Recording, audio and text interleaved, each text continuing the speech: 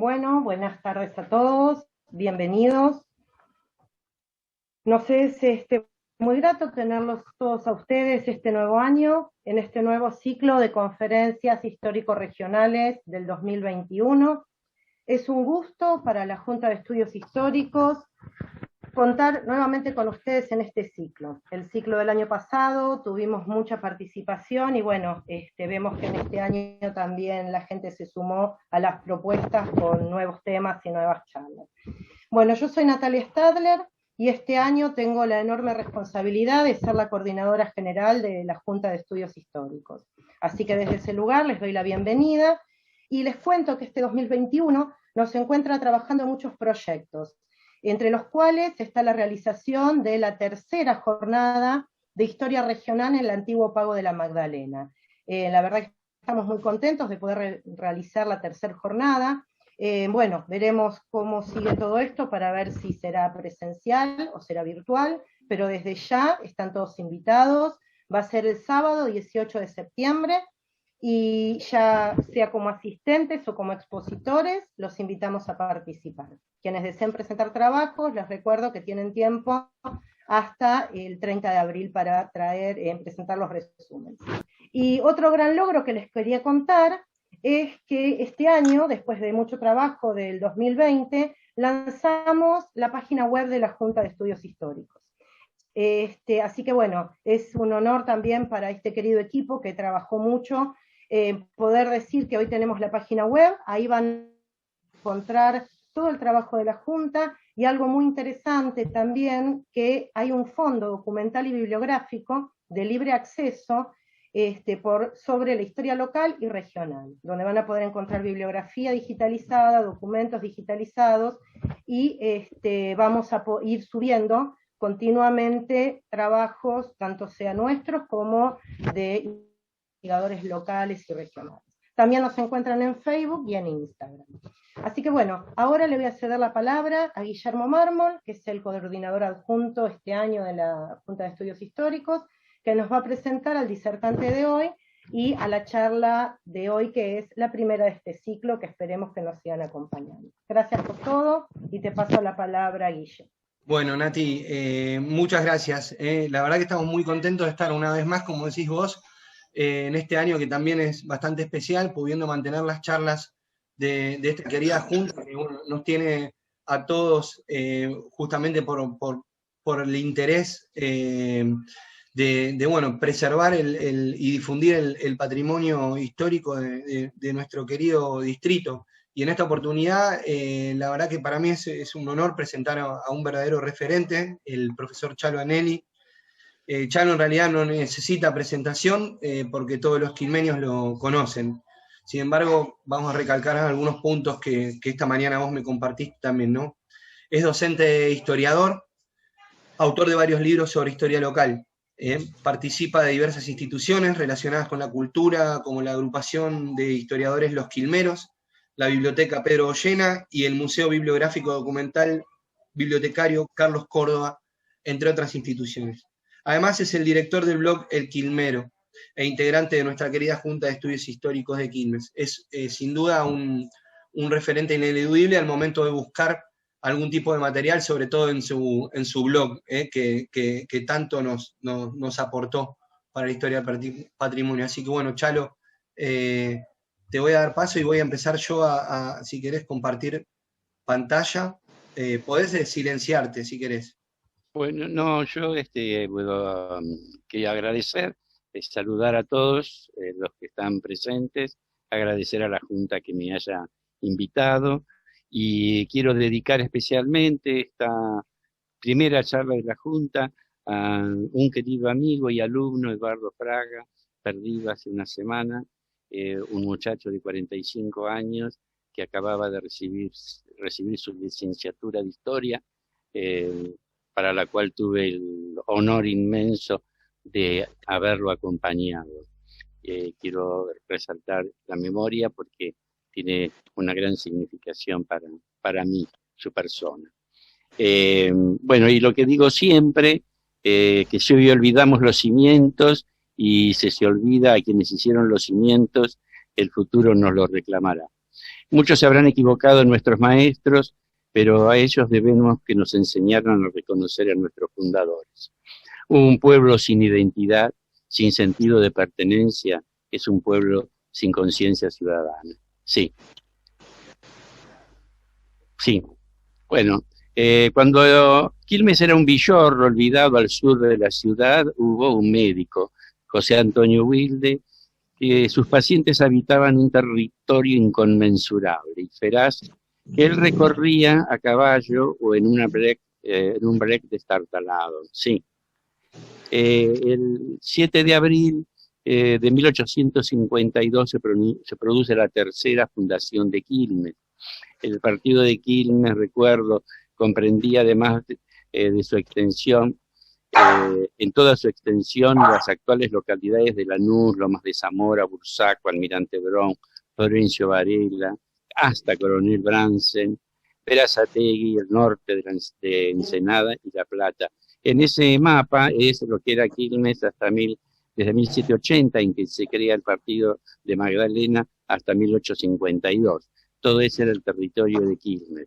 El 7 de abril de 1852, Martín de la Serna, juez de paz de este inmenso partido, pide al gobierno central que se divida esta extensión ingobernable. Y así se hace el 7 de abril de 1852 y se crea el partido de Barracas al sur, lo que hoy es Avellaneda, y Quilmes desde el Arroyo del Gato hasta el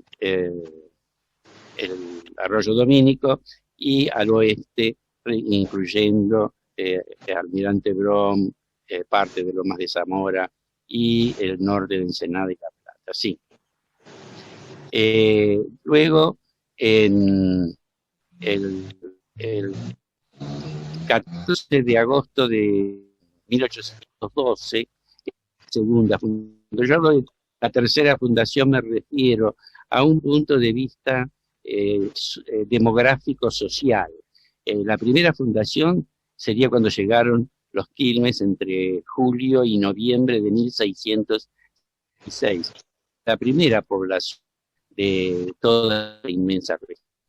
Y cuando se llega, se resuelve extinguir la reducción el 14 de agosto de 1812, por un decreto del primer triunvirato, se produce una nueva población, acceden a ese territorio nuevos pobladores, no solo los pueblos originarios que lo habitaban. Y en 1818 el gobernador Oliden le encarga al piloto asesor, como se llamaba en ese momento, que diseñara el pueblo. Eso que ustedes ven es el pueblo que diseña Francisco Mesura, que fue el que lo trazó. Los cuadrados grandes son las chacras, que correspondían a 16 manzanas. Y en el centro, donde dice el pueblito de Quilmes, es el área central del pueblo. Eso era el pueblo que durante 40 años, porque recién esto se transforma a partir del decreto de la creación de las municipalidades en 1852. Y ahí es la época en que ya Quilmes empieza a transformarse en un pueblo, deja de ser aldea y se transforma en un pueblo. Sí. Pero unos años antes nace en Buenos Aires, el 6 de abril de 1814, el noveno hijo de James Wilde y de Leonora Marie Simonette Lefebvre. Sí. Ese es el acta de nacimiento. La madre está mal, el original del acta. El anterior, pasa al anterior. El anterior dice Febuse, porque es una interpretación original, ¿no? Es bautizado en la iglesia de San Nicolás de Bari. Sus padrinos fueron José A. Lagos, no Sagos, como dice en la interpretación que hace del original, y doña Eniceta Villarino. De ahí los nombres de José Antonio por su padrino y esto, ¿no? Padrino, sí. Sí pasa. Ese es el original, o sea que fíjense en la letra, bastante confuso para interpretar toda esta documentación antigua. Sí, ahí tenemos la iglesia San Nicolás de Bari cuando todavía estaba en Corrientes y Carlos Pellegrini, hasta que en 1931 se construye el obelisco y la iglesia pasa a la avenida Santa Fe. San Nicolás de Bari pasa a la avenida Santa Fe. Su padre, sí, era James Wilde o Santiago Wilde, había llegado a Buenos Aires en 1809 con uno de sus hijos, el resto de la familia viene después. Fue un hombre muy emprendedor, de una gran cultura. Él crea el periódico El Argos, Argos de Buenos Aires, que se publicó entre el 12 de mayo de 1821 y el 3 de septiembre de 1825.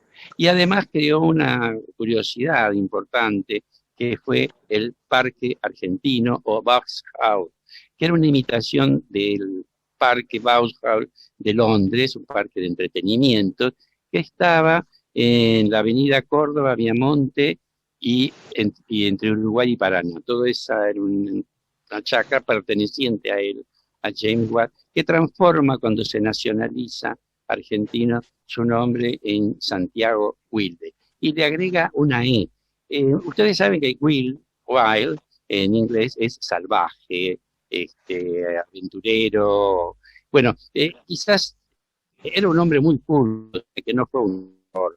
Fue a propósito para argentinizar su apellido, ¿no? Darle otro tono, porque además después lo toman toda la familia, todos los miembros de su familia, sí.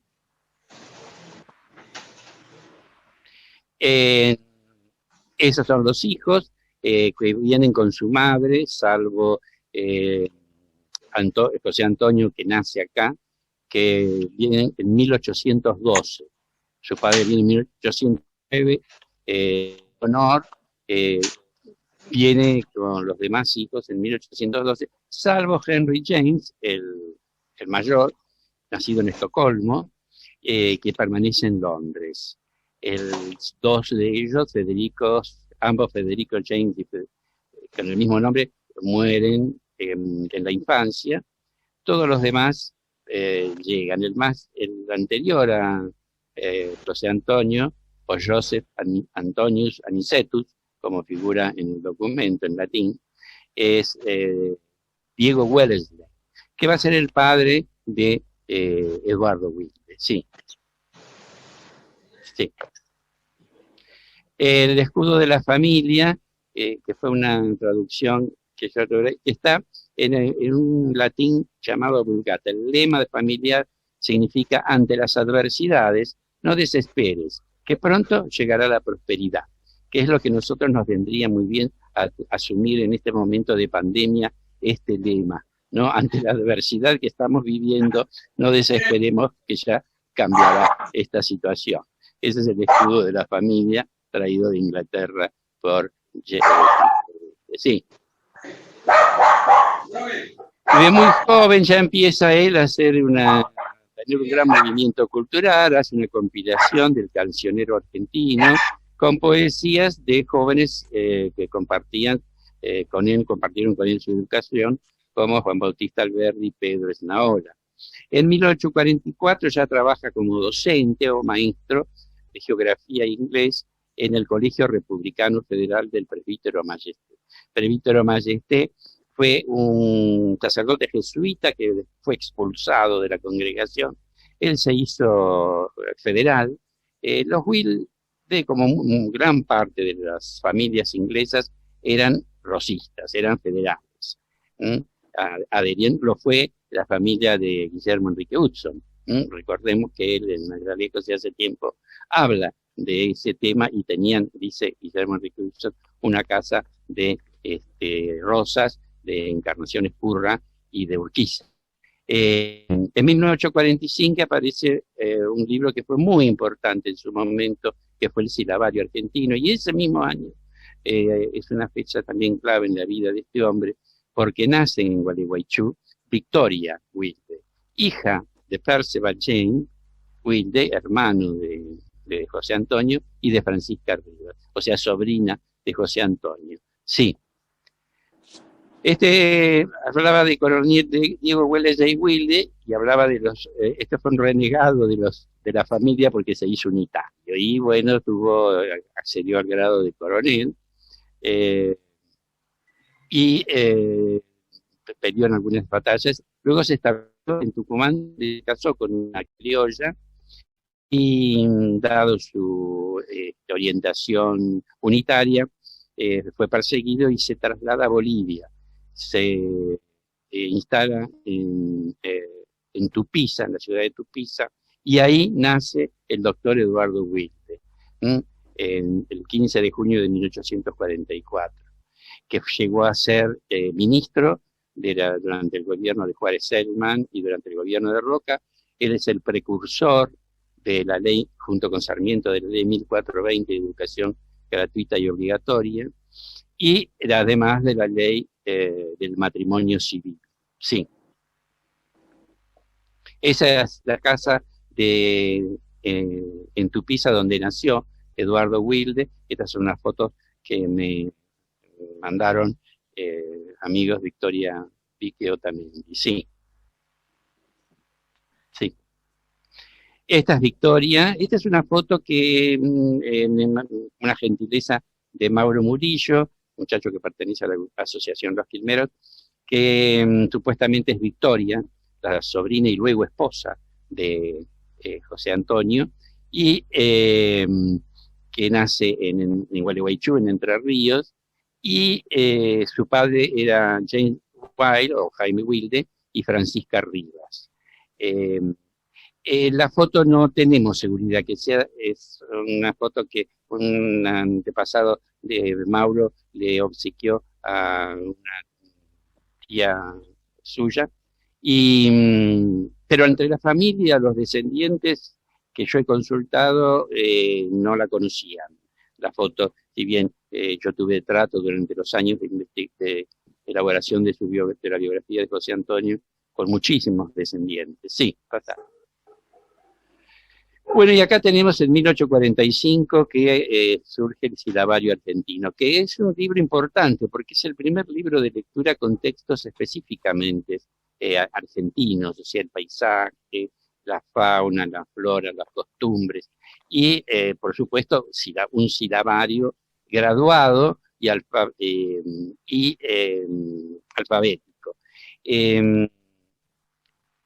Me costó muchísimo encontrarlo porque esto que ustedes ven es el único volumen que se halla de este libro. Lo he buscado muchísimo, tanto en Entre Ríos como en Tucumán, porque se usó como libro de lecturas en Tucumán.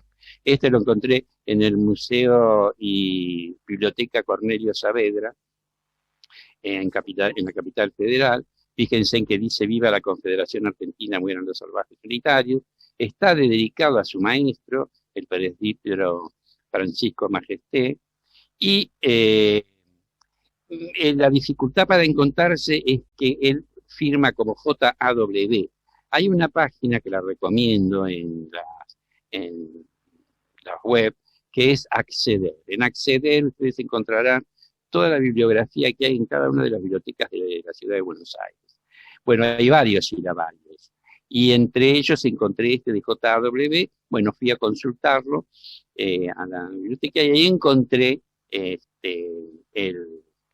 el libro que era específicamente. Y además, ¿por qué me aseguré? Por esto, porque el libro fue publicado por suscripciones.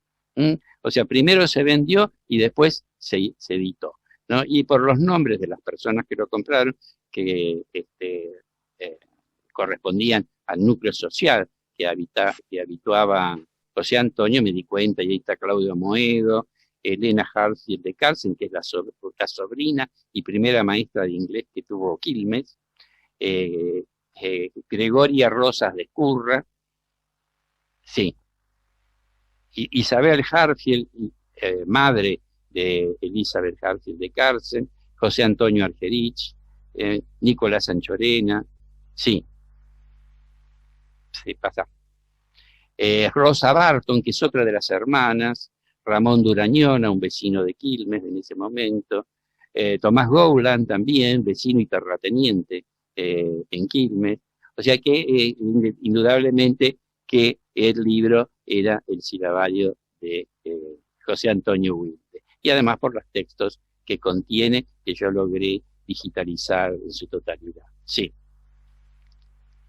En 1871, el silabario argentino, en su séptima edición, 7 ediciones, fue premiado en la exposición de Córdoba. La exposición que se organizó en el país, la primera exposición que se organizó en el país, activada por Domingo Sarmiento. Sí. Sí. En 1862 se establece en Quilmes como impártibus. Esta palabra impártibus es porque es una ironía de José Andrés López. José Andrés López escribió un libro extraordinario que lo recomiendo y que se pudo reeditar en el 2016, El Quilmes de Antaño, que era un libro, una miscelánea en realidad, pero escrito con mucho humor sobre las particularidades de la época, curiosidades. Y cuando habla de Wilde dice impártibo, porque él llega a Quilmes con su botiquín que había utilizado en la batalla de Caseros, pero no tenía el título, no había dado la tesis. Entonces, ahí sucede que Fabián Quelling, que llega, también, en que porque nace en 1817, lo denuncia. Fabián también había llegado aquí un mes poco antes, también había participado en la batalla de Caseros como enfermero, digamos, y bueno, y lo denuncia porque estaba ejerciendo sin título. Por eso José Andrés López impártibus, o sea, en parte era médico, ¿no? Sí. Bueno, en 1856, Quilmes ya se transforma en una unidad. Todavía no con el título de intendente, pero el juez paz o intendente, como decimos ahora, fue Tomás Flores. El domingo 27 de enero de 1856 se constituyó esa primera municipalidad. Tomás Flores, como dije, juez de paz, presidente de la municipalidad, y los municipales, como se los llamaba, o concejales, como llamamos hoy, fueron precisamente José Antonio Wilde, Rufino Fornaguera, Juan López, Patricio Vázquez, Juan Clark, también argentino, pero de origen inglés, y en la secretaría la ocupaba el preceptor Robustiano Pérez, un personaje también muy importante en la historia de Quilmes. Fue el primer maestro de la primera escuela pública organizada. Sí. Pasá. Bueno, y a partir de este momento, Wilde como municipal se transforma en uno de los artífices del progreso urbano. Sí, Sí, son muchas las cosas que empiezan a cambiar. Se trazan las calles, se abren zanjas y canales para evitar las inundaciones, se abren caminos, se abre el famoso camino a Monte Chingolo, que hoy es ministro Rivadavia, se instala el alumbrado público con velas, se hace la vacunación. Wilde es designado vacunador de la vacuna antivariólica. Se empieza una campaña de arborización motivada fundamentalmente por Andrés Baranda, a quien apodaban el árbol de la buena gente porque era fanático de la arborización. Se da nomenclatura numérica a las calles con tablillas de señalamiento. Se crea una policía municipal, todavía no existía la policía, hasta 1881 no existía la policía federal, digamos, o la policía provincial. Recién había una policía municipales. Se crea un centro de diligencia, se funda la escuela número, se empieza a trasladar el cementerio que está en el atrio de la catedral hacia la banca, Se restaura el templo que había sido abandonado durante 40 años, prácticamente desde que se retira el párroco Santiago Rivas, y además también se hace un nuevo edificio para la municipalidad y una empresa municipal de servicios fúnebres. Sí. Pasa. Bueno, como les decía, él era un médico in partibus, pero en 1858 resuelve presentar su tesis doctoral, que se titula La importancia del aceite de hígado de bacalao, especialmente en la tisis pulmonar.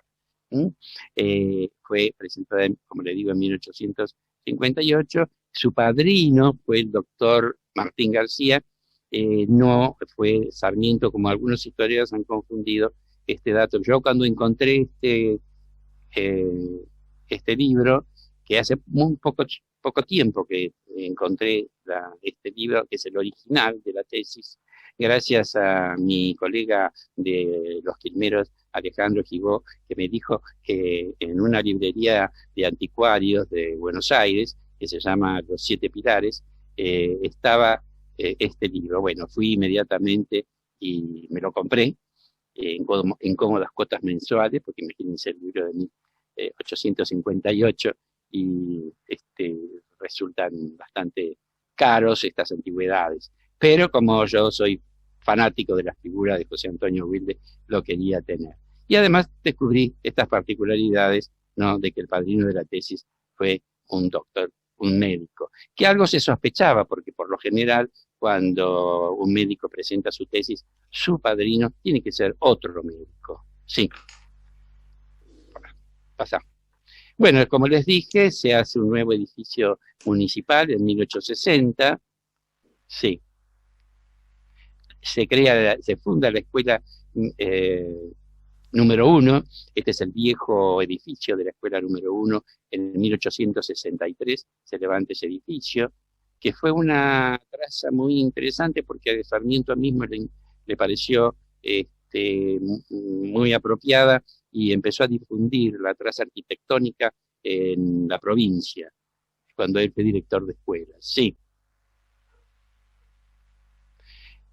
Bien, en 3 de enero de 1867 se casa en Quilmes con su sobrina Victoria. Victoria Leonor Wilde.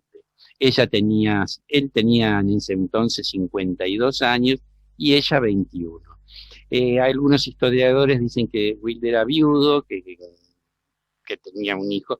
No hay ninguna documentación que avale esa posibilidad, porque yo he buscado tanto en la ciudad de Buenos Aires, en el Archivo General de la Nación, en parroquias, en San Nicolás de Bari, que era donde asistía la familia, ni en Quilmes, y además en el documento no dice que él es viudo. Además, si bien hay un hijo, un Wilde que es extramatrimonial, pero es un hijo de James Wilde, o sea, de su padre, sería un hermano de Wilde. Pero Wilde era soltero cuando se casa con su sobrina, que tenía 21 años. Sí. Y construye en este mismo año, empieza la construcción de esta casona, la Victoria, que estaba en la calle 25 de Mayo entre Paz y Pringles, toda la manzana de Paz, Pringles, 25 de Mayo y Bransen era parte de la Quinta La Victoria, y es una casona importante, donde él habitó con su familia y donde muchos años después de muerto Wilde se instala y la escuela 19. Creo que es la fecha 1906, me parece. No tengo. Bueno, esa es una reconstrucción tomada de alumnos de lo que fue la escuela 19. Entre uno de ellos fue mi madre y otro Francisco Marchese, que me describieron cómo era en ese momento, porque ya en el año 30 y pico ya tiraron abajo el edificio, se loteó la manzana y esta escuela se dividió, esta casa se dividió, una parte la compra la familia Pasalén y la otra parte la compra la familia Premoli. Sí. El 12 de mayo de 1867 nace en Gualeguaychú, o sea que vuelve la familia a Gualeguaychú, y ahí nace José Antonio Reinaldo, el primogénito, y luego llegarán los demás hijos de José Antonio. Sí, pasa.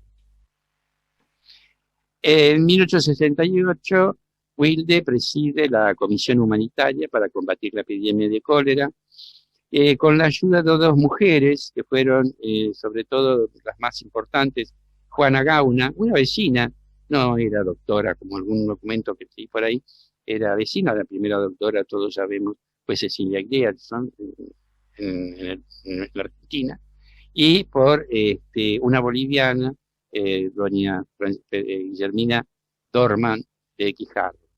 Ese año se publica, lo motiva a Wilde a publicar el libro Higiene Pública y Privada al alcance de todos, porque Wilde, y como lo fue también Eduardo, su sobrino, fue un higienista. No, dentro de la medicina aparece lo que se llamó el higienismo. Él estaba incluido en esa escuela de la medicina. Sí.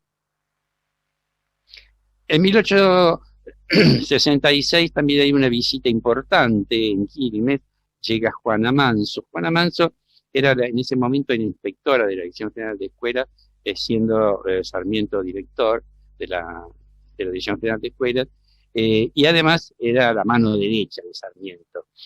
Como inspectora brindó una conferencia que fue muy importante y motivadora, sobre todo para la fundación de la biblioteca pública, que hoy es la Biblioteca Pública Municipal Domingo Faustino Sarmiento. Y además tuvo que cerrar varias escuelas, porque curiosamente se encuentra con escuelas donde la maestra no sabía leer ni escribir, y la que hacía de maestra era la hija. Y otra escuela donde había personal inhabilitado para enseñar.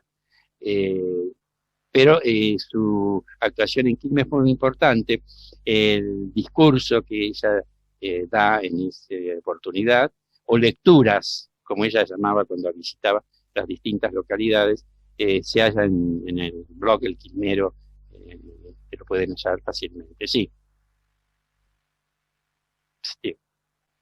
Bien, ya tenemos el silabario argentino y la higiene pública y privada, los dos libros del doctor Wilde más importantes. Esta propaganda aparece precisamente en uno que fue su periódico, el Progreso, sí.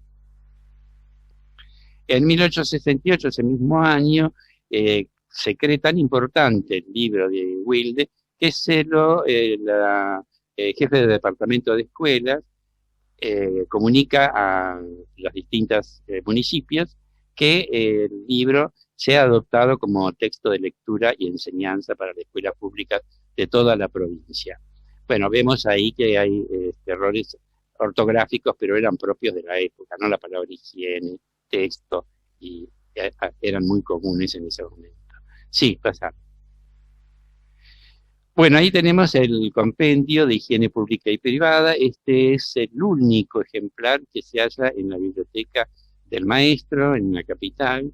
Esto fue digitalizado, y esta es la sexta edición. Lo que ustedes ven ahí es la sexta edición, de 1885. Ya había muerto José Antonio Wilde cuando aparece la sexta edición de higiene pública y privada al alcance de todos.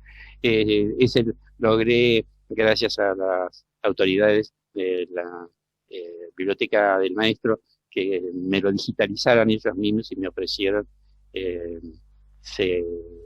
me lo mandaron en un CD muy amablemente.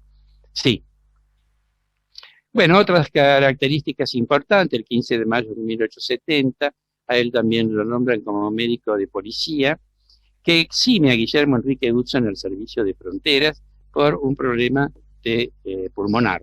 O sea que, si bien él había participado de movimientos de lucha contra el indio, se lo exime por considerarlo que no era apto. Al poco tiempo, Guillermo Enrique Hudson se traslada a Londres, donde morirá en 1922, perdón.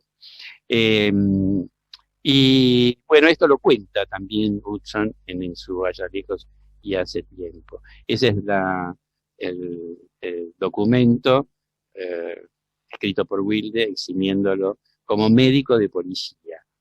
Sí, pasa. Otra de las características que ya nombré, que el silabario argentino fue parte de la Exposición Nacional de Córdoba, donde recibió una medalla de oro como un premio a su éxito. Ese libro, Exposición Nacional de Córdoba, también es una adquisición que he obtenido hace muy poco. Es un libro extraordinario con unas fotografías maravillosas. Sí. Pasa. Bueno, el 13 perdón, que se me fue la...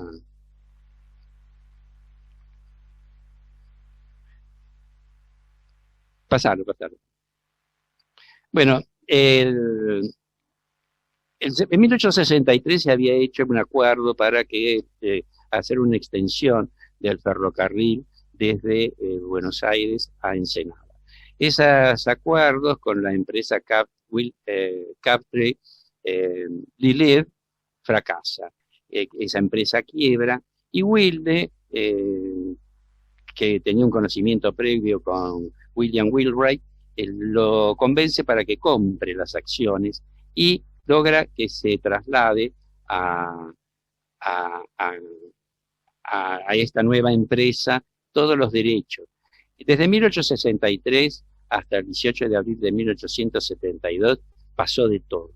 El cólera, la fiebre amarilla, la población era poco, no había todavía una gran explosión inmigratoria y eso determinó que se demorara la llegada del ferrocarril, ¿no? Si bien Wilde intercede, recién el 18 de abril de 1872 llega el ferrocarril a Quilmes como empresa de William Wheelwright y primero llega a Bernal, que es de donde José Andrés López dice, ahí veíamos desde el pueblo las carpas que se asomaban ya para llegar a Quilmes. Se inaugura la estación, sí pasa. Esa es la mayólica que dijo Wheelwright el 18 de abril, que habiendo llegado náufrago casi sin zapatos a este lugar de Quilmes, donde los argentinos los recibieron tan cordialmente, se aprovechaba con orgullo del camino inaugurado para ofrecerlo como recompensa a su inolvidable hospitalidad. Y se inaugura la estación, sí. En 1873 muere William Wheelwright. Wilde propone crear una plaza y hacer que lleve su nombre. Compra una manzana frente a la estación a Martín Cristoforetti y nace ahí la Plaza William Wheelwright, que desde 1958 es la Plaza Hipólito Yrigoyen. Se le cambió el nombre. Sí.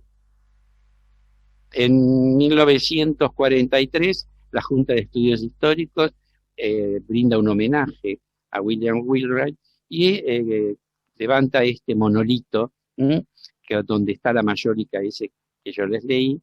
El 22 de mayo de 1943 se inaugura este monolito dedicado a William Wheelwright, que estaba en el centro de la plaza de la estación, o Hipólito Yrigoyen, o William Wheelwright, como cada uno le guste. Sí.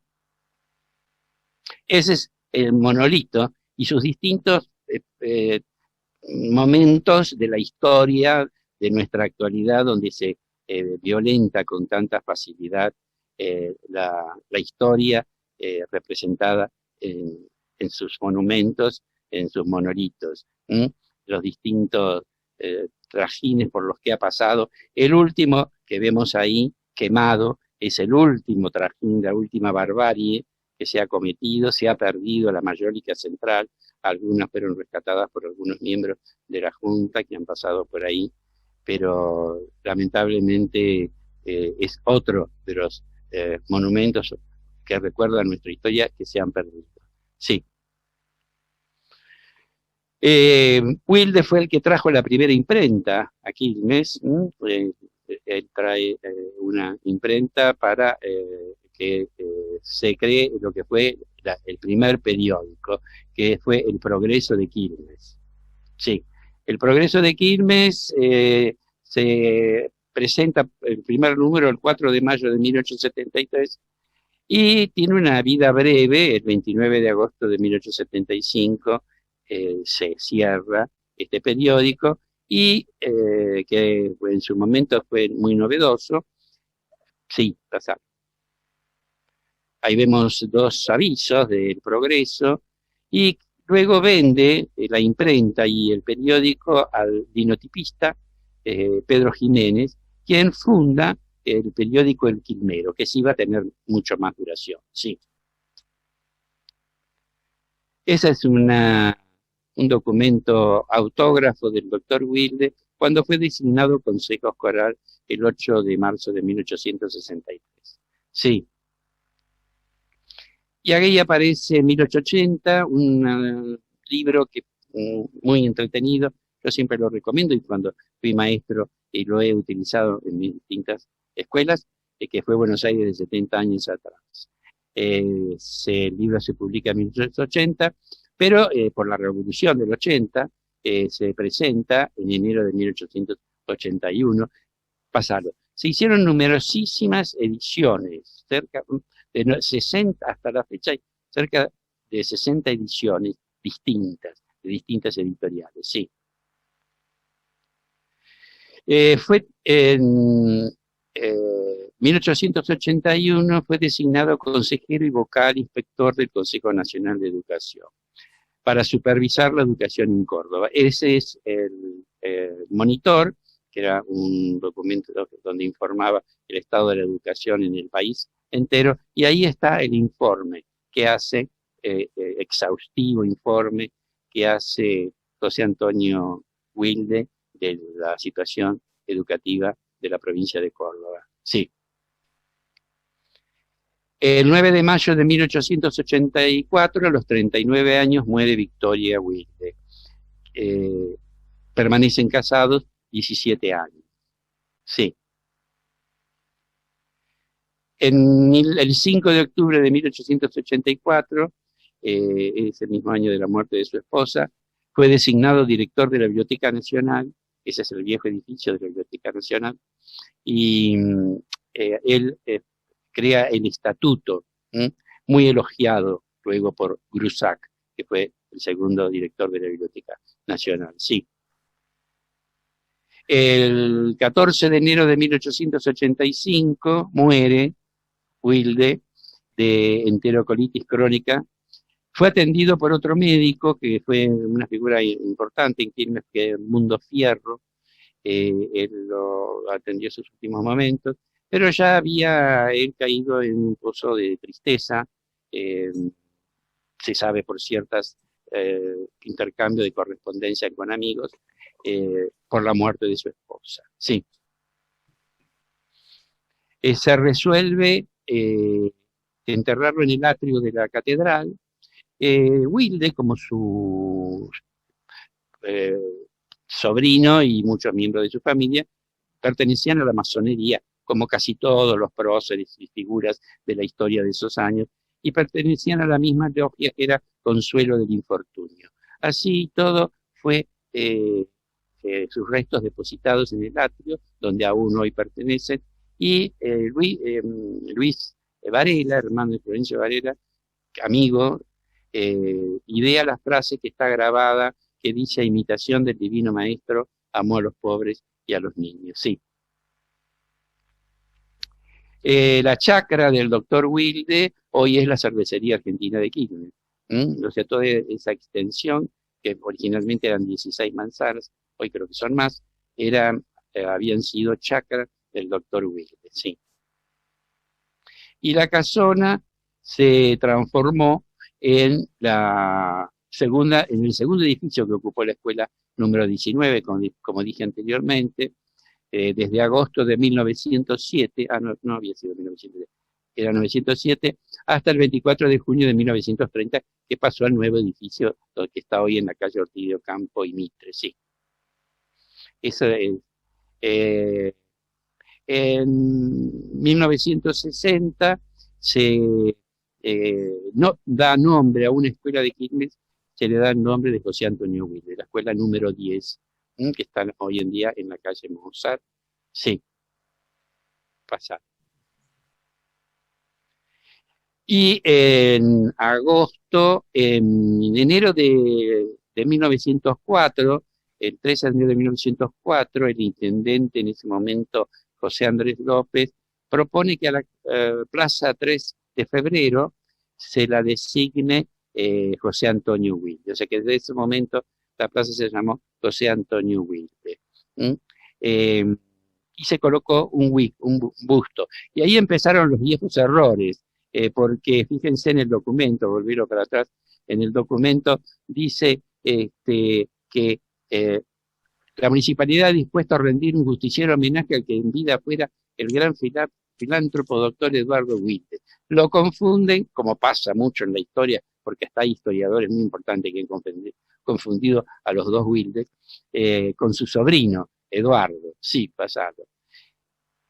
Se instala el primer busto, sí, eso es un documento del primer busto, que es ese, ahí también es una nota del diario donde fue el busto golpeado, se trató de destruirlo. Hoy ese busto, sí, pasarlo. Sea que es el que está ahí a la izquierda, es el que está en la biblioteca José Antonio Wilde del Museo Almirante Brown de Bernal. Y se colocó que está ahora, que es de bronce. La plaza vivió todo tipo de cambios de nombre. Fue de la Cruz, se la conoció de la Cruz, porque era un nombre que tenía incluso antes de que le pusieran 3 de febrero, porque ahí había habido una cruz grande donde un grupo de sacerdotes habían bautizado y casado a distintas personas del lugar en épocas en que no había muchos sacerdotes y se formaban casamientos o matrimonios sin la bendición de la iglesia o bautismos. Y la cruz esa le quedó para siempre, hasta hoy en día. La gente no sabe que la plaza se llama José Antonio Wilde y todos le dicen la placita de la cruz, ¿no? Pero también se la llamó, ahí vemos carteles de distintas administraciones, de los periodistas quilmeños.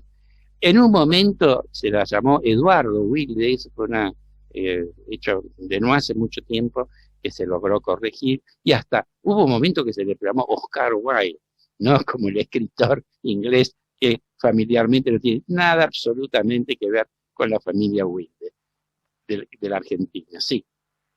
El 14 de agosto de 1996 se colocó ahí una cápsula del tiempo a los 130 años del arribo de los Quilmes a estas costas, ¿no? Eso fue una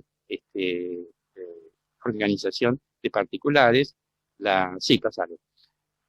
Hay un plano donde indica dónde está la cápsula y que contiene, que son libros, botellas de cerveza y un video de la ceremonia de presentación del libro de la primera biografía de Wilde que escribe don Luis Otamendi. Sí, es don Luis Otamendi, hace la primera biografía de José Antonio Wilde para la serie de medallones biográficos que hacía la Biblioteca Sarmiento cuando era su director el profesor Carlos Guillermo Mayer, un hombre de gran figuración en la cultura quilmeña. La segunda biografía de Wilde precisamente es la mía, que yo hice en el 2008, aparece esta biografía, y que estoy trabajando para ver si puedo reeditarla con todos los cambios que he logrado hacer desde el 2008 hasta la actualidad. Esta es la presentación, la anterior, La anterior fue la presentación en la Escuela 10, Alicia Moyano, que es su directora, y acá es la presentación en lo que fue el Colegio de Abogados. No, mejor dicho, ese es un error, no fue en el Colegio de Abogados, fue en el Círculo Médico. Ahí está Nancy Castanini y Mercedes Di Benedetto, pero las que me acompañaron, Mercedes Di Benedetto está taranieta del doctor Wilde, y en la foto de arriba de la izquierda, todas esas son bisnietas, con el doctor Ayestarán. Sí. Bueno, en el 2014 se hizo una gran, lo que está atrás mío, pero que se ve al revés. No sabía yo que se podía ver al revés los títulos. Se hizo una serie de homenajes cuando se cumplieron los 200 años de su nacimiento. Sí. Bueno, esa fue la apertura de los actos en una conferencia que di en la Casa de la Cultura. Ese fue el festejo del natalicio en la Escuela 10, donde una bisnieta fue su banderada. Ese fue el acto en la escuela, en el atrio de la catedral, en otro momento. La casa tenía esa conformación, en la casa de estilo italiano, ¿sí? Tenía en el centro un árbol, sí. Bueno, donde está ese árbol había un aljibe, sí, seguí. Pasá. Ese aljibe, la familia que había adquirido la propiedad, lo había transformado con sus laterales en un mural, sí, que gracias a la generosidad, sí, pasa, ahí están las dos casas actuales y lo que fue la casa de José Antonio Wilde, gracias a Juan Carlos Pasalén, que nos donó, después de algunos trámites que hizo, donó a la Biblioteca Pedro Goyena y a la Asociación Historiadores esos laterales que nosotros reconstruimos en el frente del Centro Cultural Ita Perata, que es donde se encuentra hoy en día. Es un aljibe de 1868 aproximadamente, es italiano, tiene sobrerrelieves, y bueno, el brocal mismo se hizo con una reja antigua también, que fue declarado de interés municipal en el 2018, sí. Bueno, esa es una historia rápida sobre un hombre que ha sido un transformador dentro de la historia de nuestro Quilmes, como tantos otros, ¿no? Figuras que han modificado y transformaron lo que era un pueblo en 1916 en una ciudad. Y ahí empieza otro momento histórico de esta ciudad. Y hoy, precisamente, justo hoy, 7 de abril, hace 169 años en que se extinguió la reducción. O sea que fue el 7 de abril de 1812. Así que bueno, muchas gracias a todos y perdonen la demora y bueno, nos veremos en una próxima charla. Bueno, saludos a todos los conocidos. Igual no te vayas, Chalo, porque tenés preguntas, ¿eh? Bueno, preguntas. Así que bueno, primero que nada, muchas gracias por la charla, siempre es un gusto escucharte. Y bueno, te vamos a ir leyendo algunas de las preguntas. Bueno, hay muchos saludos y entre las preguntas hay, la primera dice, si se sabe cuál es el motivo por el que llega la familia a la Argentina. La familia, James Wilde se casa en Francia, en Rouen, se casan con Leonor Leforet, y ella era católica, él era anglicano, o sea, quizás esa haya sido una de las causas, pero también un interés de progreso. Era un hombre muy inteligente, con ambiciones, y porque en ese momento, en 1809, no viene solo, viene con otros comerciantes, incluso tiene problemas con Cisneros, el virrey, que solo permitía estar un mes a los extranjeros en Buenos Aires. Por eso él mismo con su hijo se trasladan a Montevideo y pasado otro periodo, ¿no? Un mes, vuelven otra vez a Buenos Aires y se pliega plenamente a la Revolución de Mayo. O sea que, y después ve que era un territorio de progreso, era su interés, con muchos ingleses, y por eso viene el resto de la familia. Por eso hay miembros de la familia que fueron anglicanos, protestantes, presbiterianos y otros católicos. Gracias, Chalo. Hay otra pregunta de Marisa que hace referencias a la bibliografía, o mismo en su periodo como educador, pregunta si Wilde en algún momento abordó el derrotero y resistencia del pueblo quilmes hasta llegar a nuestra zona. ¿Hay alguna mención a eso, a la historia de los quilmes? No. Wilde no. La primera mención que se hace sobre el pueblo quilmes y acarianos, no olvidemos a los acarianos que también llegaron con los quilmes, la hace José Andrés López, ¿no? En su libro Quilmes de Antaño, en 1934. Si bien, ahora que estamos haciendo un trabajo específico, en ese mismo año, ese libro motiva a estudiantes del Colegio Nacional de Quilmes a que rindan un homenaje a los quilmes. Hicieron una placa de bronce que la diseñó Luis Perlotti, el escultor Luis Perlotti, que tiene un museo maravilloso en la ciudad de Buenos Aires, y fue instalada en la Catedral de Catamarca. Pero no hay menciones anteriores. Quizás en algunos documentos aparezca, pero el único antecedente anterior sí es toda la documentación que hay, que ha recogido Guillermina Sors en su Quilmes Colonial, que fue el segundo libro y el más importante.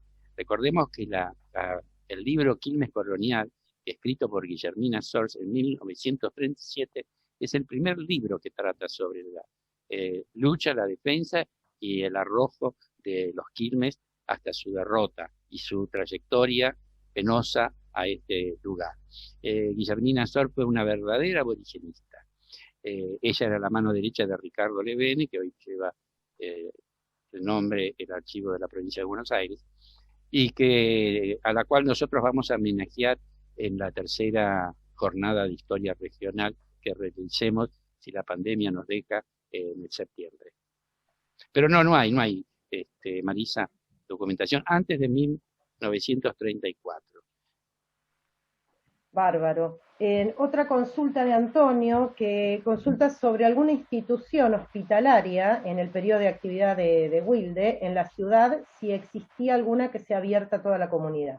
Sí, existía. En estas dos mujeres que yo mencioné, Guillermina, Juana Gauna y Federica Dorman de Quijarro, crean lo que se llamaba un hospital de sangre, ¿no? Que estaba en la calle Alsina, entre Moreno y San Martín. Ese hospital de sangre en 1868 se instala, pero tiene poca duración porque en ese momento juez de paz Amoedo, Felipe Amoedo, considera que era un lugar de riesgo en el medio del pueblo instalar un lugar que podía producir contagio. Y se traslada a Santa Coloma, precisamente a la casa de Santa Coloma. Pero tiene poca duración porque no tiene apoyo municipal en ese momento. Estas dos mujeres, en realidad en primer lugar fue la casa de los Echagüe en la esquina de Mitre y Rivadavia, que todavía la propiedad existe. En la planta alta estaba el Hotel de la Amistad, que se llamaba. Bueno, ahí se empieza a atender a las primeras víctimas del cólera en 1868. Pero imagínense, estaba frente a la catedral, frente a la iglesia parroquial. O sea, todavía no era catedral, es catedral desde 1976. Y la traslada de esta casa de la calle Alsina. Pero después eso tiene poca duración, no persiste. Bueno, muchas gracias, Chalo. Ahí, bueno, muchísimos agradecimientos. La verdad, causó bastante impacto también el monolito de Wheelwright y el estado actual. La gente está comentándolo. Y no sé, Nati, si hay alguna pregunta más. Yo no pude detectar más que estas que hicieron, ¿no?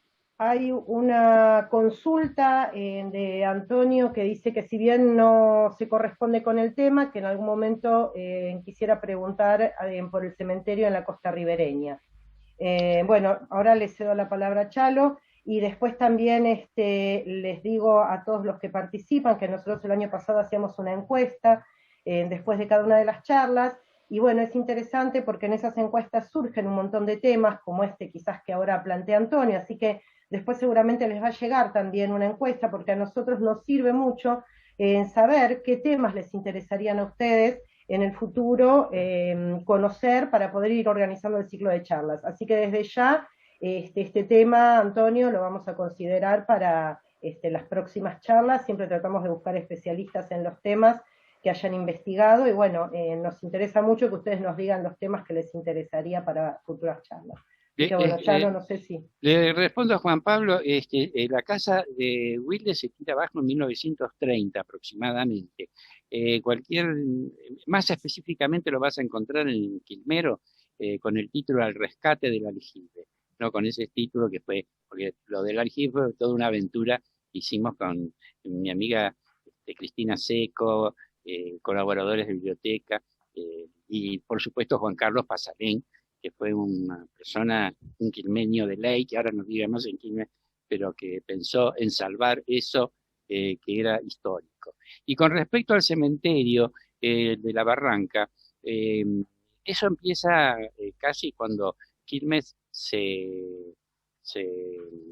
crea como municipio, como juzgado de paz separado de Barracas del Sur, porque el cementerio en el medio del pueblo ya en ese momento también era un motivo de riesgo para la salud. Estaba donde hoy está el atrio de la catedral y un poco más hacia el lado de la escuela número 1, porque se encontraron restos arqueológicos en esa zona, de la escuela, en el patio de la escuela número 1.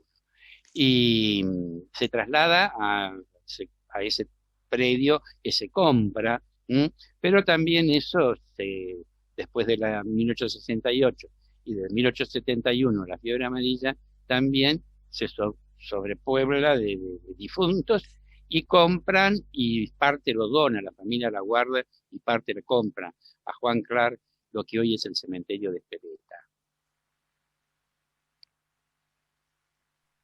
Sí. Perfecto, gracias. Y donde bueno, agrego algo más, ya donde estaba el cementerio de la Barranca, lo compra la familia Cambaceres y ya construye la casa La Elisa, que en un momento también fue casa que se alquilaba para que pasaran las vacaciones algunos presidentes de la República. No perteneció a ningún presidente, era de la familia Cambaceres, y a los descendientes de la familia Cambaceres la compra la asociación Pro Cementerio de Quilmes, que dirigía Juan Domingo Pozo, y que el primer director era Isidoro Iriarte. Bárbaro. Y le agradecemos a Karina que nos hace un comentario sobre Juana Manso y dice que, bueno, si nos interesa nos puede contactar con la creadora del blog para hacer un homenaje en la Escuela 1 y que además nos invita al homenaje que va a hacer la Universidad de Mar del Plata el próximo 24 de abril. Así que bueno, gracias por la invitación y al que le interese pueden encontrar información en el sitio Juana Manso en Facebook. Gracias, Karina. Pasamos el... Karina nos está hablando desde el medio de la provincia, ¿no? De la provincia de Buenos Aires, de Pehuajó, ¿no, Karina?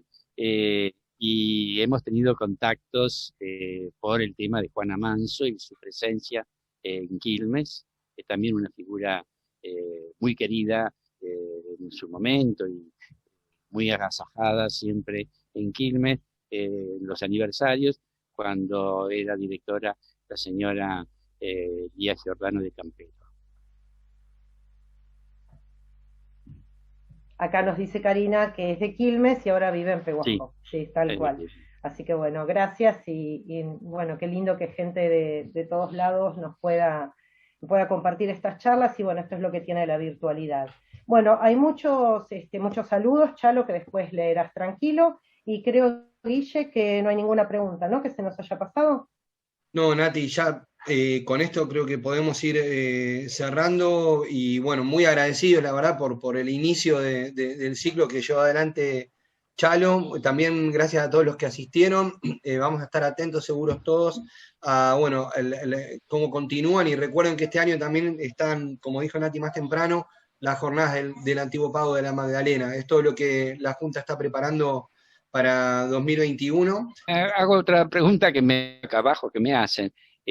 Sí, hay un proyecto de recuperación por parte de la Junta del monolito a William Wheelwright. También lo pueden encontrar en el blog, el Quilmero. Ya han hecho tratativas, tanto Guillermo como Alejandro Gibó, como Natalia, están trabajando en ese tema. Así que sí, ya hemos presentado el proyecto, así que bueno, esas cosas llevan tiempos que no se exceden, pero bueno, el interés siempre está y la Junta trata de hacer un seguimiento de todo el patrimonio y digamos, para la puesta en valor y conservación. Así que bueno, a todos aquellos que tengan alguna consulta o que quieran conocer nuestro trabajo, estas son nuestras vías de comunicación, la página que estamos muy contentos que recientemente salió, el mail, las redes en Facebook y en Instagram, y también los invitamos a las charlas del año pasado que se encuentran en nuestro canal de YouTube. Así que bueno, muchas gracias a todos y los esperamos en la próxima charla, que ya oportunamente les estaremos mandando la invitación. Hasta luego.